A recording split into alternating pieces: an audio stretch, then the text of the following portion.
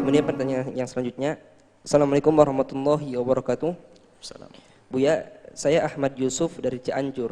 Mau bertanya, saya pernah mendengar dari salah seorang ustadz bahwa sholat tidak memakai peci dan lengan baju pendek itu makruh, tidak beradab dan bukan kebiasaan baik dalam sholat. Dan pernah dengar juga bahwa tidak perlu bermakmum dengan orang yang demikian. Dan saya sering sholat sendiri, khususnya zuhur dan asar, karena di tempat kerja saya kebanyakan orangnya seperti itu. Dalam hati saya ingin berjamaah kalau imamnya beradab dalam sholatnya seperti yang saya sebutkan tadi. Tapi di sisi lain saya juga belum merasa pantas untuk jadi imam sholat. Ini membuat saya dilema. Bagaimana pendapat Buya tentang sikap yang saya demikian? Mohon jawabnya Buya, terima kasih. Waalaikumsalam. Saya Buya tidak punya pendapat. Saya akan cerita bagaimana ulama berkata itu. Jangan pendapat saya ini saya bukan bertanya pendapat Buya. Kalau tanya pendapat saya nggak keluar jawaban nanti.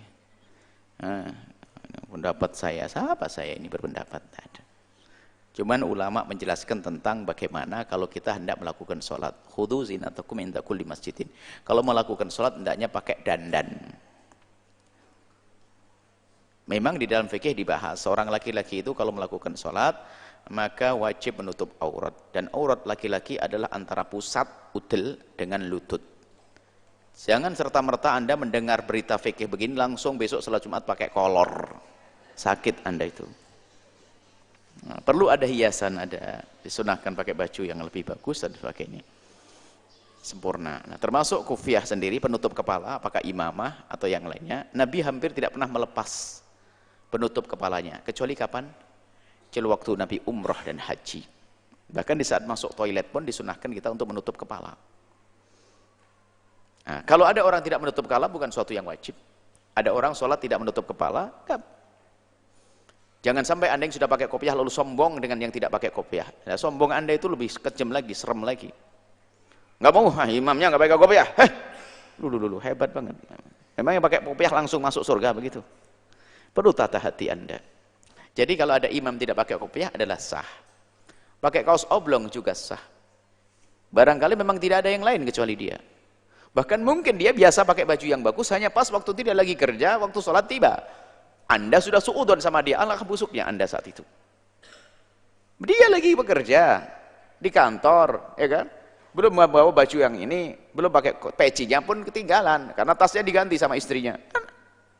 Dicari nggak ada, pakai oblong. Anda suudon, ini sholat nggak pakai kopiah. Ya nggak apa-apa wahai saudaraku. Nggak pakai kopiah sah, pakai kaos oblong sah. Dia jadi imam juga sah. Perbandingannya adalah gara-gara dia nggak pakai kopiah, Anda sholat sendiri nggak jamaah, kan Anda rugi. Ikut saja di belakang dia. Yang penting akidahnya sama dengan Anda. Itu. Ini gara-gara kopiah, gara-gara kaos oblong. Kecuali memang kaosnya itu bertulisan, misalnya tolong lihat aku tulisannya, ajib ndak, ini kan bikin orang ndak khusyuk, Allahu Akbar apa itu. Makanya kalau kaos Anda bergambar hindari, tutup, jangan ganggu orang. Bergambar bertulisan, ya gitu ya. Jadi dihindari tulisan-tulisan di punggung itu, yang dibaca tuh yang di belakang tuh baca. Bahkan termasuk kalau perlu al-bahjah jangan ditulis di situ nanti. Ini al-bahjah bagian apa ini? Al-bahjah qismu tafaqquh, al-bahjah qismu tahfidz, al-bahjah qismu ini. Hindari kalau bisa hal-hal seperti itu. Karena ganggu orang yang lagi melakukan salat. Ya. Didengar ya ilmunya. Baik, yang sudah ya sudah, tapi dihindari kalau dibawa salat pakai yang lainnya, yang enggak pakai ada tulisannya seremnya itu tuh. Al-bahjah. Kalau masalah di depan untuk tanda lain, orang nggak ada sholat lihat begini, itu nggak ada. Ada. Yang di belakang itu yang agak. Kalau memang ada tulisannya Anda ada pada program promo dakwah, jangan dibawa untuk sholat. Apakah haram dibawa sholat? Enggak. Tapi mengganggu nanti. Baik. Jadi, apa tadi pertanyaannya? Boleh sholat. Enggak usahlah Anda suudon kepada siapapun. Orang pakai khobah. Alhamdulillah masih sholat. Ada orang nggak sholat itu yang perlu dipikirin. Nah, Anda mau jadi imam, ngapain Anda buru-buru jadi imam? Kalau memang Anda tidak pantas jadi imam, ya jangan jadi imam. Oh, tapi itu imamnya nggak pakai kopiah, ya nggak apa-apa sholat di belakangnya. Oh, kopiahnya ketinggalan, kopiahnya basah.